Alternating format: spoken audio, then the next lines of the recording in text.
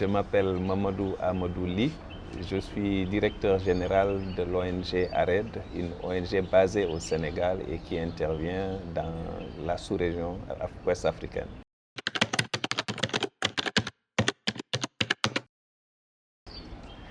ARED est une ONG spécialisée dans l'éducation. C'est une ONG qui existe depuis 35 ans, qui a beaucoup travaillé dans l'éducation non formelle et depuis une quinzaine d'années dans l'éducation formelle avec les ministères de l'Éducation nationale. Une organisation qui apporte son assistance technique au ministère de l'Éducation nationale dans la recherche de qualité dans l'éducation, notamment dans l'amélioration des enseignements-apprentissages. ARED étant spécialisé sur des questions de langue nationale, d'abord dans l'éducation non formelle avec l'alphabétisation, nous avons apporté cette compétence dans le domaine de l'éducation formelle en expérimentant d'abord l'utilisation des langues à l'école, à côté donc de la langue officielle qui est le français, donc un enseignement bilingue. Et cette expérimentation a été finalement couronnée de succès.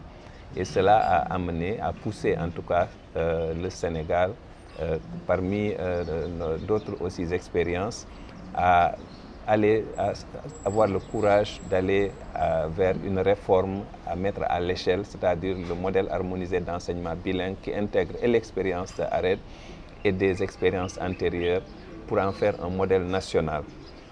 Et ARED qui a continué donc à travailler surtout sur son cœur de métier qui est de produire des matériels d'enseignement-apprentissage dans les langues nationales et d'accompagner les ministères à pouvoir les intégrer dans son système, dans la nouvelle réforme. Nous sommes en train de le faire et au Sénégal et en Mauritanie et nous démarrons aussi un travail avec la Gambie. Ici, par exemple, lors du forum, les gens sont déplacés pour aller voir des écoles au Sénégal qui utilisent un enseignement bilingue. Nous sommes tous convaincus que les enfants qui échouent en Afrique, pour la plupart des cas, apprennent dans des langues qui ne sont pas les leurs. Une langue officielle qui peut être l'anglais ou le français, qui n'est pas la langue parlée dans la maison, ni dans la cour, ni dans la rue, ni à l'école.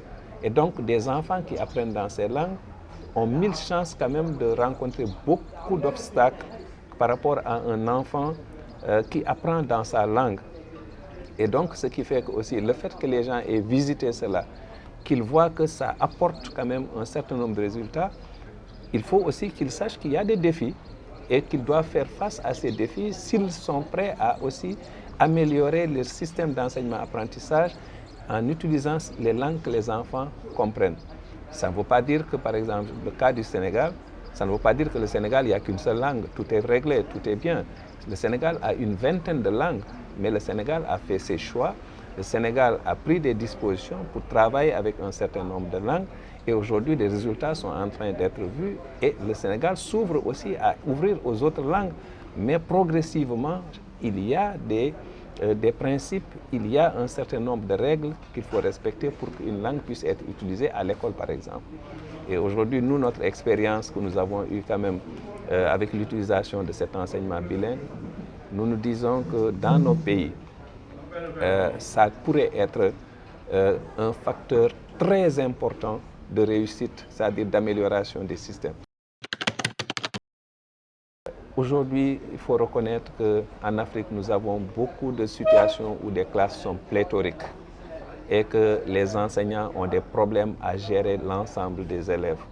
Mais qu'il y a des élèves dans la classe, s'ils ne sont pas aidés, non seulement ils ne vont pas avancer, mais ils risquent même de sortir du système. Et notre devoir est que tous les enfants apprennent, que tous les enfants réussissent. Et donc, c'est dans ce cadre-là que nous avons proposé des modèles de remédiation qui permettent d'utiliser la langue que l'enfant comprend, qui permettent d'utiliser des outils de la pédagogie structurée pour aider les enfants et les enseignants, mais aussi qui utilisent la pédagogie des groupes selon les niveaux de besoin. Qu'un élève reçoive l'enseignement selon le besoin qu'il a. Quelqu'un qui a des problèmes avec des lettres, vous lui donnez un cours avec des mots, il ne comprendra rien.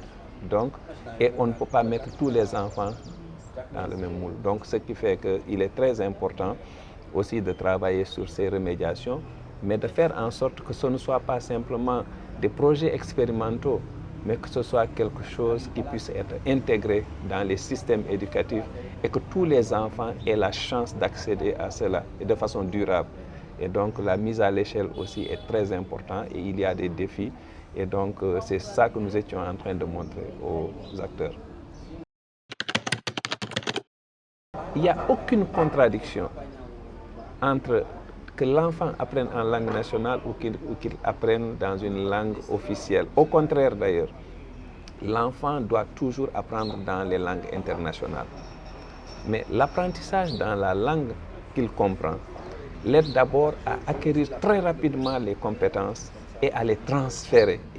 Et quand il les transfère, il acquiert plus vite la compétence dans la langue étrangère. Nous l'avons expérimenté, nous avons vu que les enfants qui ont appris pendant toute l'année en français et d'autres enfants qui ont appris d'abord en Wolof par exemple ou en Pula dans une langue nationale, puis ont transféré les compétences en français, étaient meilleurs en français que ceux-là qui ont appris pendant toute l'année le français. Donc ça veut dire qu'il n'y a pas une contradiction, au contraire, c'est à encourager pour que l'enfant puisse être à l'aise, s'épanouir, apprendre. Et l'avantage maintenant que quand il utilise cette langue qu'il comprend, c'est une langue qui est comprise par ses parents, même s'ils n'ont jamais été à l'école. Donc, ils peuvent aussi aider l'enfant, suivre l'enfant à la maison, suivre ses enseignements, ses apprentissages et pouvoir conseiller l'enfant, accompagner l'enfant et l'enfant pourrait toujours être plus à l'aise dans son enseignement.